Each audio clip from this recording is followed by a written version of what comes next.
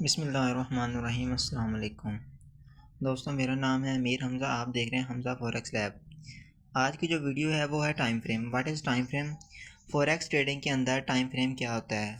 तो सबसे पहले दोस्तों मैं आपको अपनी प्रैक्टिकल लाइफ में कुछ बातें बताऊंगा कि आपको क्लियर हो सके कि टाइम फ्रेम होता है क्या है। ठीक है, मिसाल के तौर पर एक मज़दूर है, वो काम कर रहा है। ठीक है, अगर वो 4 घंटे काम कर रहा है तो उसकी एक अपनी पे होगी। अगर वो ज़्यादा काम करता है तो उसकी अपनी एक पे होगी। ठीक है, यानी उसको एक टाइम पीरियड दिया जाता है जिसके अंदर उसने काम करना होता है। ठीक है, जब भी हमने कोई एक मनसूबा हमने पूरा करना होता है, उसके लिए हमें एक टाइम दरकार होता है, यानी एक मंथ, 1 वीक। ठीक है, हम अंदाज़ा लगाते हैं। ठीक है, तो बिल्कुल हमारी प्रैक्टिकल लाइफ की तरह ना इस ट्रेडिंग के अंदर यानी फॉरेक्स ट्रेडिंग के अंदर ये जो चार्ट है, ठीक है, ये आपके सामने ये चार्ट ओपन है। ठीक है, ये कैंडल से बनता है। ठीक है, हमारी रियल मार्केट में ये रियल मार्केट है ना। ठीक है, ये जो चार्ट है हमारी जो फिजिकल लाइफ है, ठीक है, जो हम गुजार रहे हैं, ठीक है, इसमें टाइम दरअसल और तरह से होता है, लेकिन मैंने समझाने के लिए आपको मिसाल दी है। ठीक है, जो हमारी ये जो फॉरेक्स ट्रेडिंग के अंदर जो चार्ट है ना, ये टाइम फ्रेम पर चलता है। ठीक है, टाइम फ्रेम दरअसल एक ऐसा सर्कल है, यानी एक ऐसा दर है जिसके अंदर हम ट्रेड करते हैं। ठीक है, ये मुख्तलिफ होते हैं। ठीक है,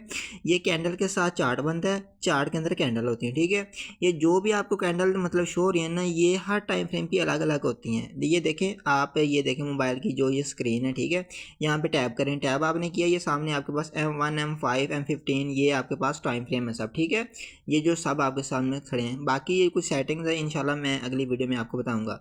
M1 पे हम क्लिक करते हैं तो आपके पास ये M1 का चार्ट ओपन होगा। ठीक है, M5 पे ओपन करते हैं तो M5 का चार्ट आपके पास ओपन होगा। ठीक है, फिर M15 का हो जाता है। जैसे ही आप आगे क्लिक करते जाएंगे, ये आपका चार्ट आगे आगे एक्सटेंड होता जाएगा, यानी आगे आगे खुलता जाएगा। ठीक है, अब आपको मैं समझाने लगा हूँ कि M15 का चार्ट क्या होता है, M5 का चार्ट क्या होता है, ठीक है, M1 का चार्ट क्या होता है। दरअसल किसी भी टाइम फ्रेम को जब हम खोलते हैं ना, यानी M1 को खोला तो M1 का चार्ट होगा। इसका मतलब ये होता है कि इसके अंदर जो भी कैंडल बन रही है ना, वो हर मिनट के बाद बनती है। यानी आप देखें, ठीक है, 5:59 है। ठीक है, यानी 5:59 का टाइम है। ठीक है, यानी 5 बजे। ठीक है, अब ये 6 बजेंगे, कैंडल आगे शिफ्ट हो जाएगी। ठीक है, यानी नई बन जाएगी।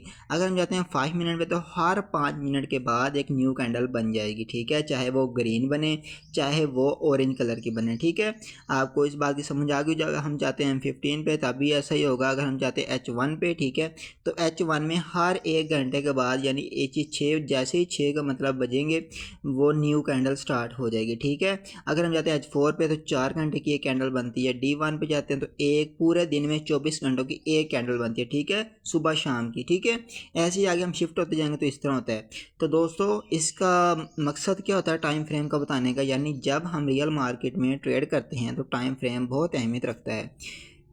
यानी मिसाल के तौर पर जैसे मैंने आपको एग्जांपल दी, यानी कोई मज़दूर काम करता है 4 घंटे में 8 घंटे में, ठीक है, उस हिसाब से उसकी पे होती है। बिल्कुल इसी तरह जब हम इस टाइम फ्रेम में हम काम करते हैं ना, तो एक फ़िक्स हमने पहले इरादा करना होता है, हम किस टाइम फ्रेम को यानी ग्रिप करें, किस टाइम फ्रेम को हम मजबूत करें। ठीक है, जिस टाइम फ्रेम में आपने कारोबार या ट्रेड करनी है उसी को आपने मजबूत बनाना है। ठीक है, तो मिसाल के तौर पर अगर आप H1 पे करते हैं तो आप H1 पे अपने मजबूत करना है। ठीक है, तो टाइम फ्रेम की उम्मीद है आपको समझ आ गई होगी। ठीक है, इसके अलावा कुछ अहम बातें ये हैं कि टाइम फ्रेम हमेशा मार्केट का ये हमें डायरेक्शन भी बताता है, यानी H1 पे और होती है, H4 पे होती है। आप हमेशा एक ही टाइम फ्रेम यूज़ करना है। तो सिर्फ आज की इस बेसिक वीडियो में आपको सिर्फ इसका इंट्रोडक्शन ही करवाना था कि यह टाइम फ्रेम होता है क्या है। ठीक है, ये देखें, ये मुख्तलिफ टाइम फ्रेम होते हैं।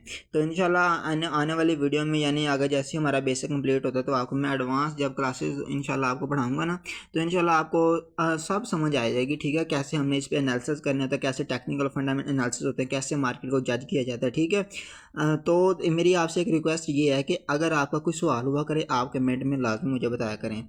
और इस चैनल को जो हमज़ा फॉरेक्स लैब है, इसको सब्सक्राइब और वीडियो को लाइक और अपने दोस्तों के साथ शेयर कीजिए। आपके एक शेयर से किसी न किसी का कोई फ़ायदा हो सकता है। मिलते हैं किसी नेक्स्ट वीडियो में, तब तक के लिए अल्लाह हाफिज़।